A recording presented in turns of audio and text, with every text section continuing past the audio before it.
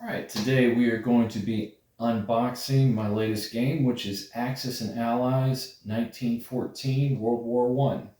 This game has just been republished by Renegade Games and is available from anywhere between $100 to $80, depending on where you look for it. So this is the outside of the box, which has some great cover artwork on it. We see a little bit of the Red Baron. We've got Woodrow Wilson front and center. So today we are going to unbox it, and we're going to show you the individual pieces, and we're going to show you a couple things that I got to help augment the pieces that it comes with. So without further ado, we will pull off the top of the box.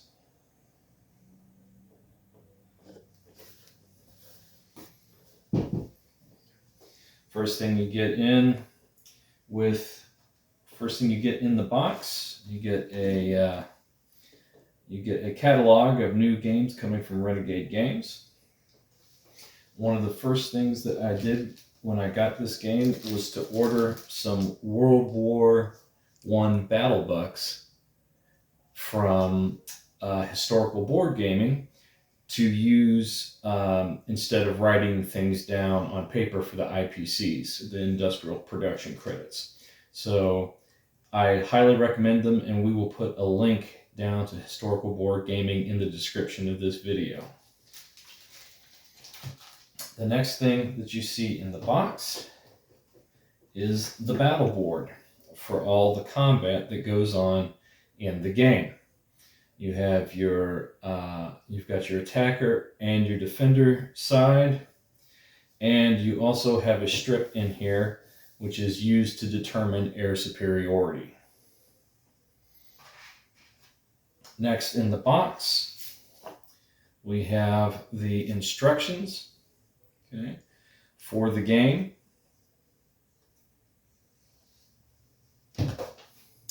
Then after that comes the two halves of the map that form the board. And we'll save that for last and give you a good picture of how much space, how much real estate it takes up. They did not come with, the game did not come with a battle board for the naval battles. So I was able to download this from BoardGameGeek.com, and we had it laminated, so we will use this for naval battles. We will also put a link in the description to the Board Game Geek post where you can find this and download this. Then we have the second half of the board. And as you see, this is going to take up a lot of table space once it is opened up. Now, one thing that this game does better than the other Axis and Allies is coming with organization for the various bits and pieces that this game comes with.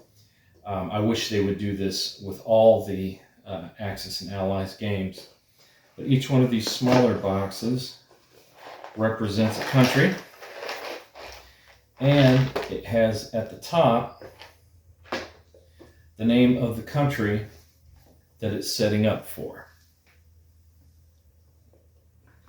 And opening it up in the box, this is France, and it has this very nice blue color that comes with. This is a transport.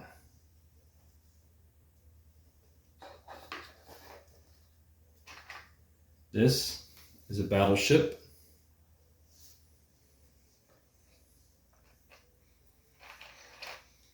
This is an infantryman. Let's see here. The game also has airplanes, some biplanes. Let's see here. It also has cruisers. And also it has tanks, which were the cool World War I tanks like what you see in Indiana Jones and The Last Crusade towards the end of the movie. And then in each of the boxes, I've put the country markers that you use while you for taking over a country to let the other players know that you have captured a country. So we have the player markers here, and you can keep all that in these boxes. And every country has the same setup. They have infantrymen. They have all the different little naval, the naval pieces, the artillery pieces, etc.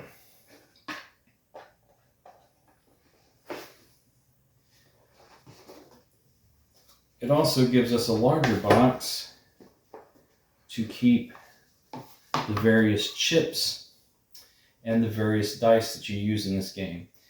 Because there are so many pieces in this game, you use chips as stacking counters to show how many men you have, and it saves space on the boards since you stack up. So you have your blue chips and your dark blue chips. And you have your red chips and your dark red chips. And then the game is combat heavy. You have 36 dice that you can use during combat on the battle board.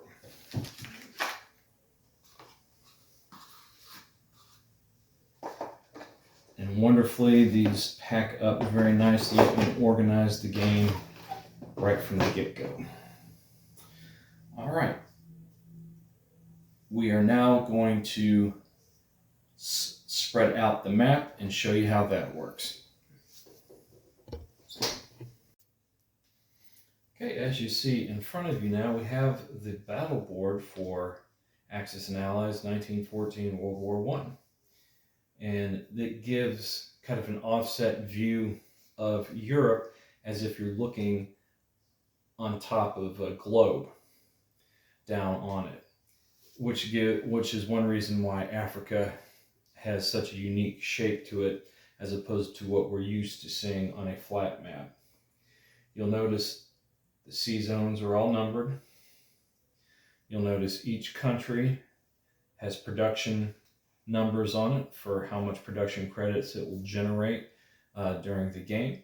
And if you look right here, you can see where the national production chart is to help you keep track of how many IPCs you're going to generate per turn. And you have your mobilization zone for when you buy new pieces. So the board is a two-piece board put together, and it takes up quite a bit of real estate, but it is an absolutely fantastic looking board. And I hope we have shown you a little bit to see if you might be interested in purchasing 1914 for yourself. Thank you very much. See you later.